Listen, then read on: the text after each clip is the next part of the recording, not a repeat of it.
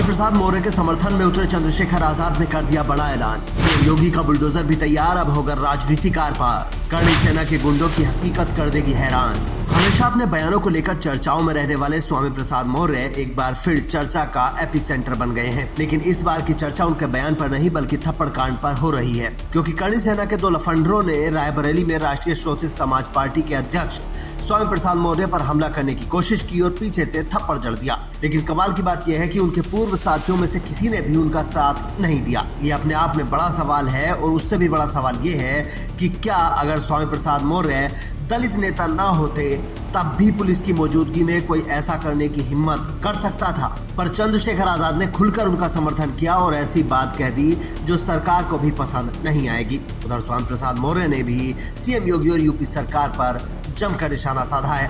यही जंगल राज है, यही उत्तर प्रदेश का जंगल राज आज सबके सर पर चढ़ के बोल रहा है कि पुलिस की मौजूदगी में जब इन गुंडे माफिया अपराधियों के हौसले इतने बुलंद है तो गैर मौजूदगी में इनका नगनाज कितना चलता होगा इसका अंदाजा लगाया जा सकता है। क्या लग रहा है यूपी में सब कुछ सही चल रहा है? मुख्यमंत्री जो है दिल्ली जा रहे हैं, मुख्यमंत्री से मिल रहे हैं, मंत्री परेशान है, 11 टीमें तैयार कर रही। क्या लग रहा है यूपी में? अगर सब कुछ ठीक होता तो 3-3, 4-4 मंत्री अधिकारियों के न सुनने की पीड़ा को शामिल नहीं करते। इसलिए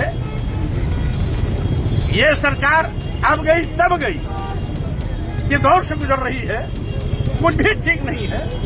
पूरी सरकार अराजकता की शिकार हो चुकी है।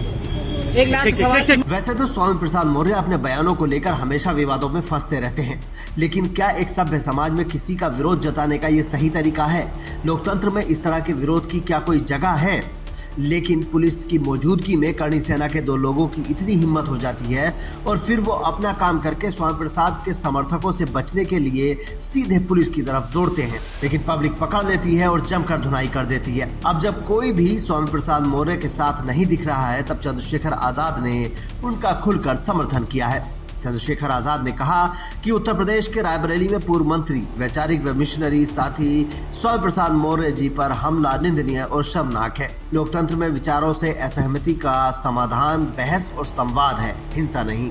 इस तरह का कृत्य न केवल व्यक्तिगत सुरक्षा पर हमला है बल्कि लोकतांत्रिक मूल्यों और राजनीतिक मर्यादा पर भी चोट है। आजाद समाज पार्टी इस कायराना हरकत की कड़ी निंदा करती है। वैसे स्वामी प्रसाद मौर्य पहले भी अपने बयानों के कारण विवादों में रहे हैं।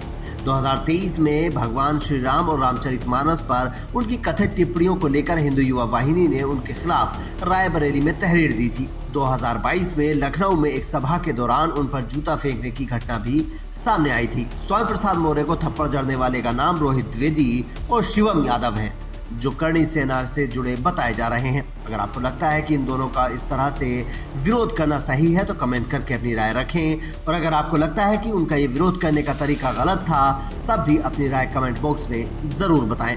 Bureau report, Indian news.